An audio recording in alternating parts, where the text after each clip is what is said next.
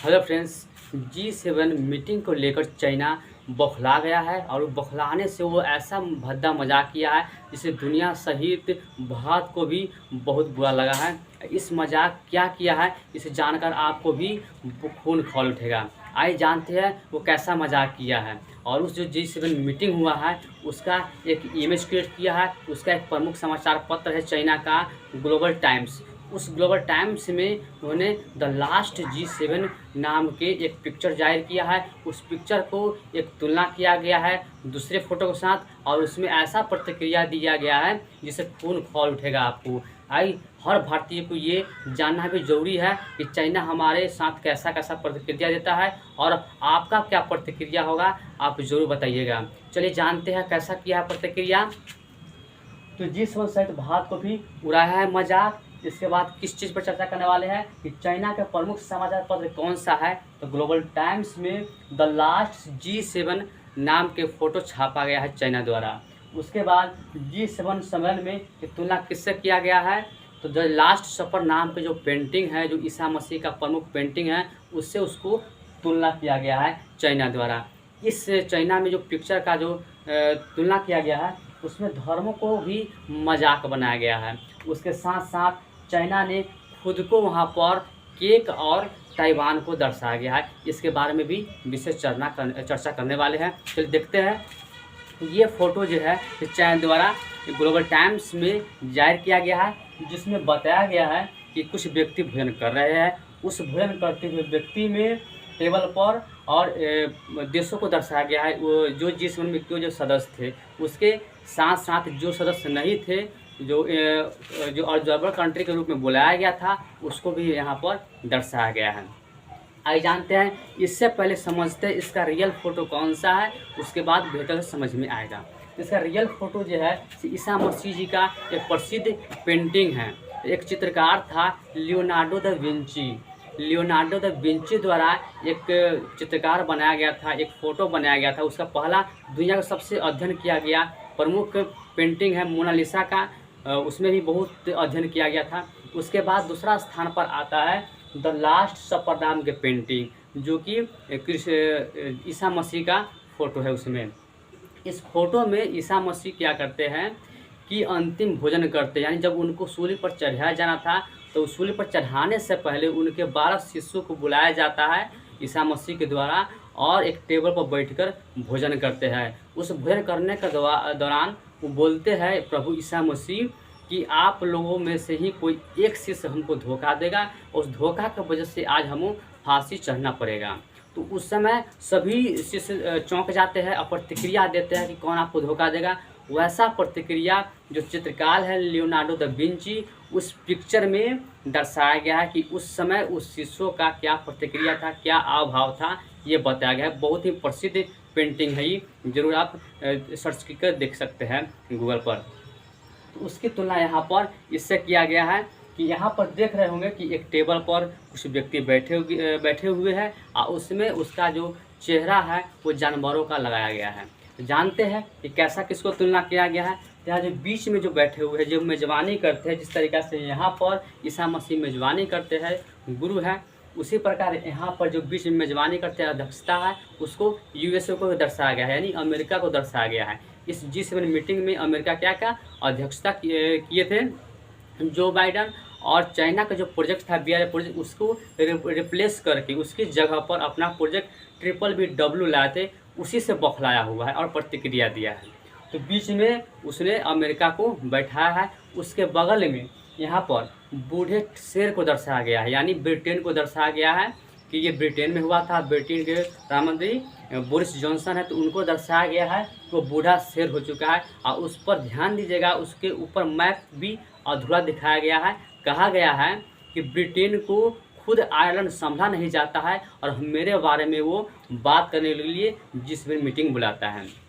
इसके अलावा बगल में ही आप देख रहे होंगे एक कुत्ता को दर्शाया गया है। उस कुत्ता को जापान से तुलना किया गया है कि जापान जो है से अमेरिका का पालतू कुत्ता है।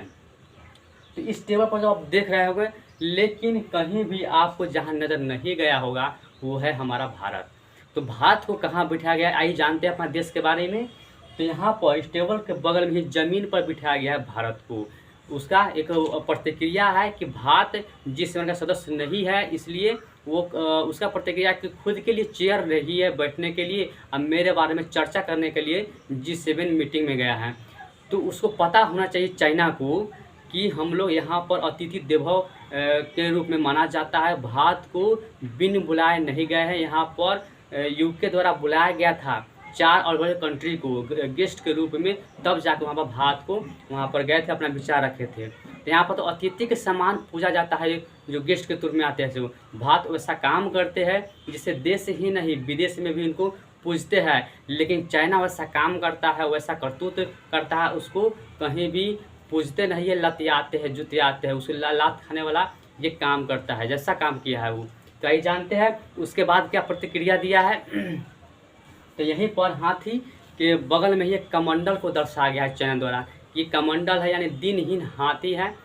तो हाथी का रूप पहले जानते हैं कि हाथी का रूप क्यों दिया गया है। तो उसका मानना है कि ये धीरे धीरे इसका जो अर्थव्यवस्था है बहुत ही भारी अर्थव्यवस्था है, हाथी जैसा बड़ा है और ये धीरे धीरे चलता है। तो जानते हैं कि हमारा भारत का जो अर्थव्यवस्था है जो बहुत बड़ा अर्थव्यवस्था है और हम लोग धीरे धीरे प्रगति करते हैं, इसलिए वो हाथी का चेहरा दिया है। उसी के बगल में कमंडल को भी दर्शाया गया है कि कमंडल है, यानी भारत कमंडल से वो कमंडल ऋषि महर्षि लेते हैं, भिक्षा मांगते हैं। तो उसका एक प्रतिक्रिया था कि ये भारत दिनहीन है और कमंडल लेके भिक्षा मांग रहा है कि हेल्प मी, हमको हेल्प करो। तो जो दूसरों के जो हेल्प मांगता है वो मेरे बारे में चर्चा करने गया है। उसको पता नहीं है कमंडल किसका प्रतीक है, तो ऋषि महर्षि का प्रतीक है। यहाँ पर ऋषि महर्षि विश्व, यहाँ भारत जो है ये ऋषि महर्षि का देश है और ये विश्व गुरु है, यानी यहाँ पर देश चाइना तो ऐबे किया था, इसके अलावा देश के कई विदेश से भी कई लोग यहाँ पर अपना विद्या ज्ञान पाने के लिए यहाँ पर आए थे और भारत उस समय ज्ञान भी देते। ज्ञान यानी अंधकार से प्रकाश की ओर ले जाने का काम भारत ने किया था, यानी गुरु का काम किया था। वैसा भारत है, उसके बारे में ऐसा तुलना उसकी मानसिकता दिखाता है कि उसका मानसिकता कैसा गिरा हुआ है चाइना का। उसके बाद यहाँ पर ध्यान दीजिएगा तो सिलेंडर, ऑक्सीजन का सिलेंडर भी दर्शाया गया है कि भारत का जो स्थिति अभी है से ऑक्सीजन, उसको जीने के लिए ऑक्सीजन चाहिए, सीरियस पोजीशन है और मेरे बारे में चर्चा करने G7 में गया है। तो उसको पता होना चाहिए चाइना को कि अभी क्या है, ये विपत्ति का समय था जिसके दिया गया था। ये कोरोना जो है हमारी चाइना से ही आया था, तो चाइना द्वारा दिया गया था एक बीमारी, इससे पर दुनिया तो तबाह था, भारत को भी तबाही का सामना करना पड़ा। और गैस जो सिलेंडर है ये विपद था कि हम लोग को घट गया था और जिसके कारण से बहुत सारे लोग की मृत्यु हो गया था। तो दूसरे के विपत्ति पर जो हंसने का व्यंग करता है वैसा उसको समय आएगा कि उसको हंसने के लायक नहीं रहेगा वो चाइना। आइए जानते हैं कि अगला प्रतिक्रिया क्या दिया था। तो यहाँ पर देख रहे होंगे कि 2 बोतल टंगा हुआ है, जिस तरीके से पानी चढ़ता है उस तरीके से बोतल टांग दिया गया है और उसमें एक बोतल में गंगा जल है, दूसरे बोतल में गौमूत्र है, यानी वो उसका प्रतिक्रिया था कि यहाँ पर गंगा में लाशें बहाए जा रहे हैं और ये भारत के लोग गंगा जल पी रहे हैं। तो कुछ दिन पहले यूपी से घटना आया था जिसे कोरोना काल में ही कि लाशें बह के आया था, उससे तुलना किया गया था। ये तो हमारा विपत्ति सा संकट था जिसे कोरोना की वजह से हुआ था, लेकिन गंगा जल पीना हमारी आस्था है, आस्था का प्रतीक है भारत वालों को।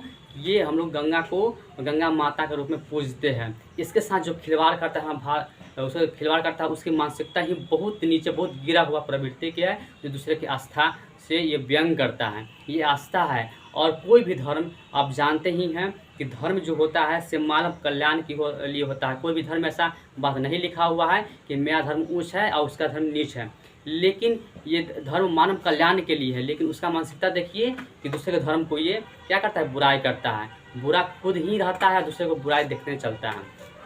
इसके पास भी चर्चा करते हैं कि गौमूत्र का वो दिया गया है। तो गौमूत्र इसलिए दिया गया है कि वो उसका प्रतिक्रिया था कि भारत के लोग अभी भी गौमूत्र पीते हैं और अपना इलाज के लिए गंगा जल। तो भारत में देखे कि बहुत सारे डॉक्टर ने सलाह भी दिए थे कोरोना काल में कि गौमूत्र पीने से बहुत सारी बीमारी दूर भी होते थे। ये हमारे क्या है, आस्था है कि हम गौमूत्र का भी सेवन करते हैं। पतंजलि का भी ये बहुत सारी बीमारी में क्या है कि लाभदायक होता है। तो गौमूत्र क्या है, एक आस्था है कि हम लोग गौ को माता के समान मानते हैं, पूजते हैं उसका गौमूत्र भी है, उसको भी यूज करते हैं। ये हमारा आस्था है, मेरा भी। तो किसी को आस्था से खिलवाड़ नहीं करना चाहिए था, ये उसका प्रवृत्ति है। तो उसके बाद जानते हैं यहाँ पर जो मेज़बानी है, ये तो भारत के साथ भद्दा मजाक किया था।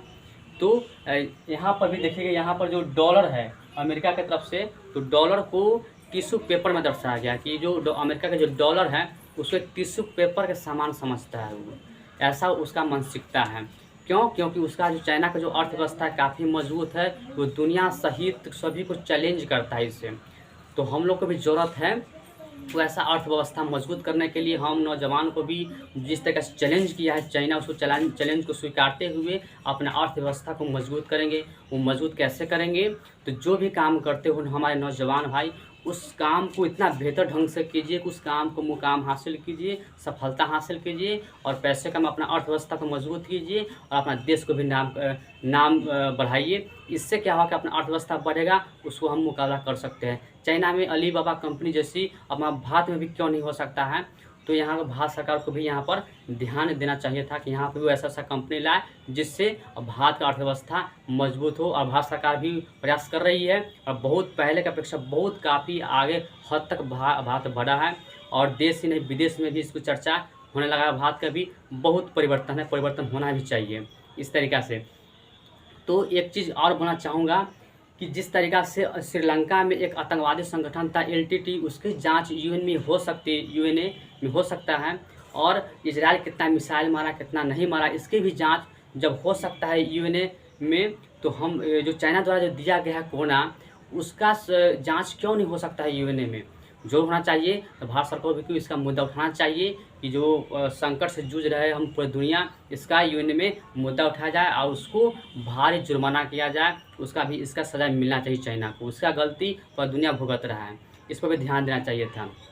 इसके साथ में हम आप लोगों नौजवान से कहना चाहूँगा, इस वीडियो को शेयर कीजिए, इतना शेयर कीजिए कि आपके भी अन्य दोस्त को भी ये जाने कि हमारा भारत के साथ चाइना कैसा मजाक किया है और वो अवगत हो इससे और समझे बातों को और अपना अर्थव्यवस्था को मजबूत करो। और इसके बाद वो चाइना का भी आपका क्या प्रतिक्रिया है, ये प्रतिक्रिया आप कमेंट बॉक्स में ज़रूर बताइए कि ये हमारे देश के साथ कोई भी मजाक करता है तो हम कैसा प्रतिक्रिया देंगे, किस रूप में देंगे। ये तो मेरी तरफ से प्रतिक्रिया था, लेकिन आपकी तरफ से क्या प्रतिक्रिया है ज़रूर दीजिए। ये आपका समय आ गया है एक भारतीय होने का है कि भारतीय होने पर आपको अपना राष्ट्र के प्रति कितना आपका राष्ट्रवाद है, कितना भावना है, आप ज़रूर दिखाइए, ज़रूर कमेंट कीजिए। Thanks for watching the video. मिलते हैं नेक्स्ट क्लास में।